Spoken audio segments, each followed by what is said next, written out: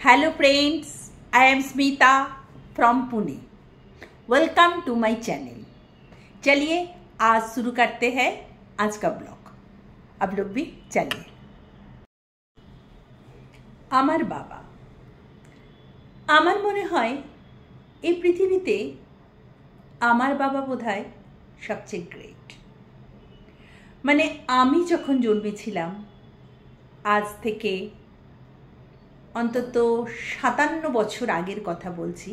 বর্তমান আমার এজ 57। তো অত বছর আগে যখন আমি জন্মেছিলাম তখন মেয়ে হয়ে জন্মালাম। বাবা মেয়েই চেয়েছিল, কারণ আমার 4টে দাদা, পর 4টে ছেলের পর বাবার মেয়ের শখ বড়ই ছিল। তো দাদাদের জন্মের অনেক বছর পর আমার জন্ম হয়, কিন্তু মেয়ে হয়ে জন্মালাম। মা ছিল পরমা সুন্দরী, আর তার কোলে এলো এমন একটি কালো মেয়ে। কিন্তু কালো মেয়ে বলে আমার বাবা কখনো অবহেলা করেনি। আমার বাবা সেই সময়তে মেয়ে হয়ে জন্মানোর পরে সারা পাড়া আত্মীয় স্বজনকে মিষ্টি খাইয়েছিল। অনেকে বলেছে এটা তো হয়েছে মেয়ে, তারপরে আবার কালো মেয়ে। কালো বলে জন্মের পরপর তো বুঝতে পারিনি। যখন ছোট ছিলাম বাবার আদর, এমন আদর, মায়ের আদর, সবার বাড়ির সবার আদরের মেয়ে। একটা হলে যা হয়, যা চেয়েছি তাই পেয়েছি। ছোটবেলায় আমাদের সেই সময় সেই রান্নাবাটি খেলা, তখন রান্নাবাটির লোকের একটা সেটই হয়তো জুটতো না। আমার বাবা একের পর এক সেট এনে দিত। আমি হারিয়ে ফেলতাম, খেলতে খেলতে হারিয়ে ফেলতাম। দুষ্টু ছিলাম, একটু না, ভালোই দুষ্টু ছিলাম। হারিয়ে ফেলতাম, বাবা হারিয়ে গেছে, বাবা এনে দিত। ছোটোবেলায় আইসক্রিমওয়ালা লালু ভাই এসে আইসক্রিম করতো। অন্য বাচ্চারা সেই সময় হয়তো পেতো না সে আইসক্রিম। আমি একবার দৌড়ে এসে খালি বাবাকে বলতাম, বাবা একটা না লালু ভাই বসে আছে। বাবা বুঝে যেত যে আমার আইসক্রিম খাওয়ার ইচ্ছে হয়েছে। মানে তখন তো আর আইসক্রিম নয়, বরফ কাঠি দেওয়া, 10 পয়সা হলেই পাওয়া যেত। বাবার সঙ্গে সঙ্গে 10 পয়সা দিয়ে বলতো, যাও তুমি কিনে নিয়ে এসো। আমি কিনে নিয়ে এসে খেতাম। মানে এতটাই আদর। সেই সময়তে আমি স্কুলে যেতাম, প্রেস ছাড়া আমার কিন্তু জামা কাপড় বাবা পাঠাতো না। আমার ড্রেস সবসময় প্রেস করা, আমার পায়ে জুতো।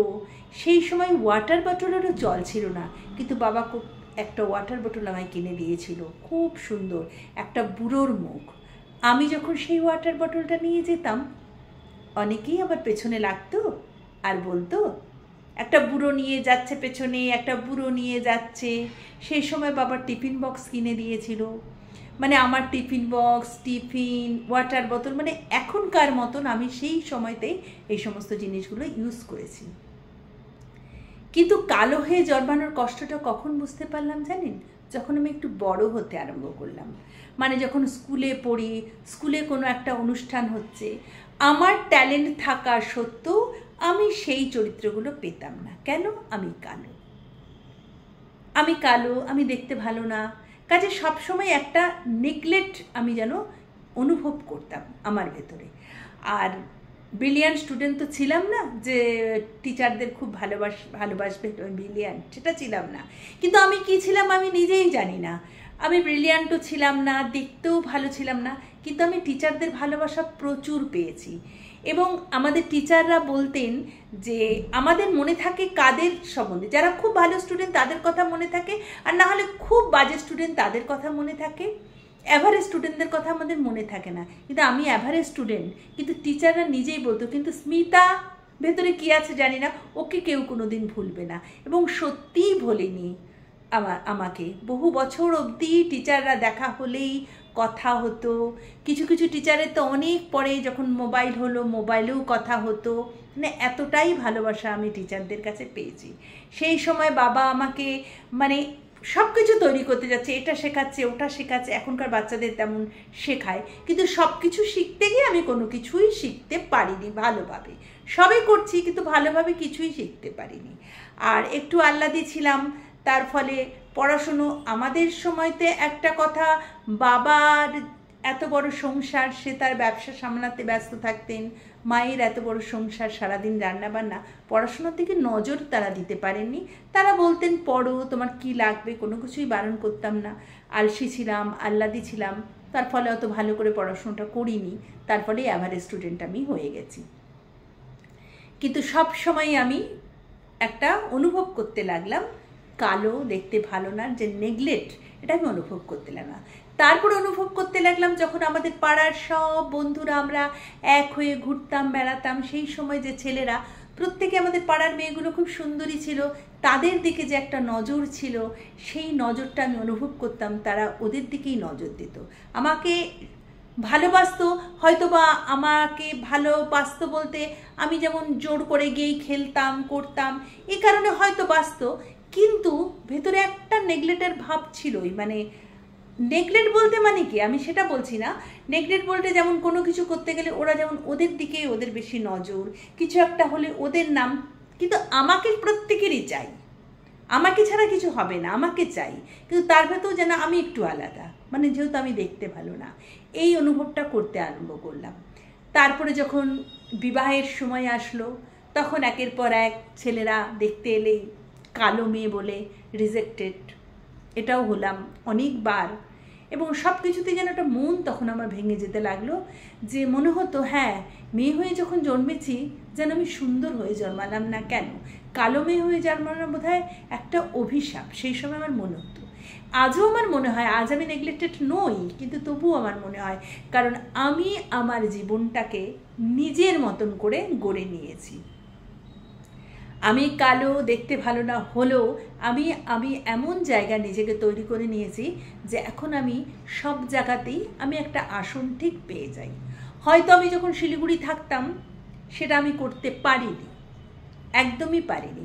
আর শিলিগুড়ি এমনই একটা জায়গা, সবাই নিজে যারা একটু পারে ভালো, তারা মনে করে যে আমার থেকে ভালো আর দুনিয়ায় কেউ নেই, কাজে আমি এই আসনটাতে আর কাউকে বসতে দেব না। তারা সব সময় ঠেলে অন্যদেরকে নামিয়ে দিতেই যেন ব্যস্ত, তারা কাউকে উঠতে দিতে চায় না। আমি কবিতা করি মানে আমি সবচেয়ে ভালো কবিতা করি, এবং যেখানে যাবে তাদেরই একটা আলাদা ভাব, এই ভাবটা আমি জানি না, আমি নিজে অনুভব করেছি। তারপর আমি কলকাতা চলে আসি। কলকাতায় আসার পর আমি জানলাম যে হ্যাঁ, আমিও পারি, আমারও একটা জগৎ আছে, আমি নিজের জগৎ নিজে তৈরি করে নিলাম। আজ আমি পুনে আছি, আমি নিজের জগৎ নিজে তৈরি করে নিয়েছি।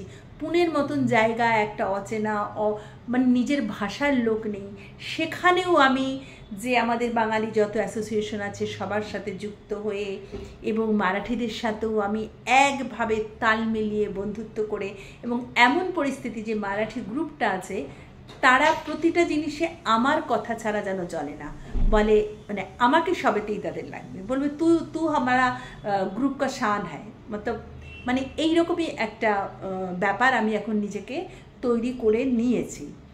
তাই কালো বলে এখন আর আমার দুঃখ হয় না, কারণ আমি আমার ছেলেকে ছেলের মতন তৈরি করেছি, ছেলের বিয়ে দিয়েছি, বউ আমার বউয়ের মতন হয়েছে, খুবই ভালো হয়েছে, সব মিলিয়ে আমি ভীষণ হ্যাপি। কিন্তু সবসময় মিস করি আমি আমার বাবাকে। আমার বাবা আমাকে এত সুন্দরভাবে তৈরি করেছে, আমার মনে হয় আমার যে শিক্ষা, আমার এই সব জিনিসগুলো সব কিন্তু আমি বাবার থেকেই পেয়েছি, আমার বাবাই আমাকে শিখিয়েছে। কাজে সবচেয়ে বেশি মিস কিন্তু আমি আমার বাবাকে করি, এবং আজও করি। বাবা কোথায় আছে জানি না, বাবার কথা মনে পড়লেই যেন চোখে দুপোটা জল চলে আসে। আমি আমার শাশুড়িকেও খুব মিস করি, কিন্তু বাবার মতন যেন কেউ নেই। বাবা যে শিক্ষা দিয়েছে সেই শিক্ষাই আমি আজও চলি। শ্বশুরবাড়িতে এসেও আমি আমার বাবার শিক্ষাতেই চলেছি, বাবা যা যা শিখিয়েছে সেইভাবেই করেছি। আমার বাবা এরকম ছিল খুব যে একটা তিনি পূজা পাঠ কিনেছে, খুব যে একটা ভগবানে বিশ্বাসী ছিলেন না, আমিও সেই মন্ত্রণা পেয়েছি। কাজে আমিও কিন্তু খুব একটা পুজো পাঠ এমন কিছু করি না। অনেকে হয়তো আমাকে তার জন্য খারাপ বলে, কিন্তু তার জন্য আমার মনে হয় না আমার কোনো অসুবিধা হয়েছে, আমি কিন্তু ভালোই আছি। আচ্ছা, নিজের সম্বন্ধে আজকে অনেক কথা বলে ফেললাম, বলতে আবেগে অনেক কথা চলে আসে, তাই অনেক কথা বলে ফেললাম, আজ এখানেই শেষ করছি।